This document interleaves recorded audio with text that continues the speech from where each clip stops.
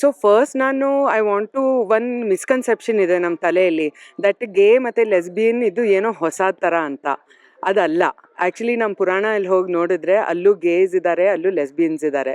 So ಇದು ನಮ್ಮದು western thinking ಬಂದು ನಾವು ಇಲ್ಲಿ ಗೇಸ್ನ ಅಥವಾ ಲೆಸ್ಬಿಯನ್ಸ್ನ ಸಪೋರ್ಟ್ ಮಾಡಬಾರ್ದು ಅಂತ ಯೋಚನೆ ಬಂದಿದೆ. ಬಟ್ ನಮ್ಮ ಕಮ್ಯುನಿಟಿಯಲ್ಲಿ, ಆ್ಯಕ್ಚುಲಿ ಇಂಡಿಯನ್ ಕಮ್ಯುನಿಟಿಯಲ್ಲಿ ಲೆಸ್ಬಿಯನು, ಗೇಸು, ಟ್ರಾನ್ಸ್ಜೆಂಡರ್ಸು ನಮ್ಮ ಪುರಾಣಗಳೇ ಇದೆ. ಆಯಿತಾ? ಅದೊಂದು. ಇನ್ನೊಂದು, ನಾನು ಆ್ಯಕ್ಚುಲಿ US ಅಲ್ಲಿ ಓದೋಕ್ಕೆ ಹೋಗುವಾಗ ಅಲ್ಲಿ ಗೇಸ್ ಯಾರು, ಲೆಸ್ಬಿಯನ್ಸ್ ಯಾರು, ಟ್ರಾನ್ಸ್ಜೆಂಡರ್ಸ್ ಯಾರು ನಮಗೆ ಏನೂ ಗೊತ್ತಾಗ್ತಾ ಇರಲಿಲ್ಲ. ಎಲ್ಲರ ಜೊತೆ ಒಟ್ಟಿಗೆ ಸೇರಿ ಅವರು ಆಫೀಸ್ ಕೆಲಸ ಮಾಡೋದು ಆ ಥರ ಎಲ್ಲ ಆಗ್ತಾಯಿತ್ತು. ಸೊ ಹಾಗಾಗಿ ನಾನು ಇಲ್ಲಿ ಬರುವಾಗ ನನಗೆ ಈ ಥರ ಭೇದ ಭಾವ ಇಲ್ಲಿ ಜಾಸ್ತಿ ಇದೆ ಅಂತ ಅನಿಸ್ಬಿಟ್ಟು ನಾನು ಇನ್ವಾಲ್ವ್ ಆಗಿದ್ದೀನಿ. ಓಕೆ, ಅಂದ್ರೆ ಏನ್ ವರ್ಕ್ ಮಾಡ್ತಾ ಇದ್ದಾರೆ ಮ್ಯಾಮ್ ಇವರು ಒಂದು ಸಬಲೀಕರಣಕ್ಕೆ ಏನೇನೆಲ್ಲ ಪ್ಲಾನ್ಗಳನ್ನ ಮಾಡ್ಕೊಂಡಿದ್ರೆ, ಹೇಗೆ ನಡೀತಾ ಇದೆ?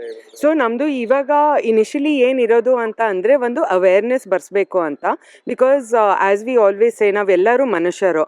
ಅಂದರೆ ನಮ್ಮ ರಕ್ತ ಎಲ್ಲರದು ರೆಡ್, ಕೆಂಪು ರಕ್ತ ಅಲ್ವಾ?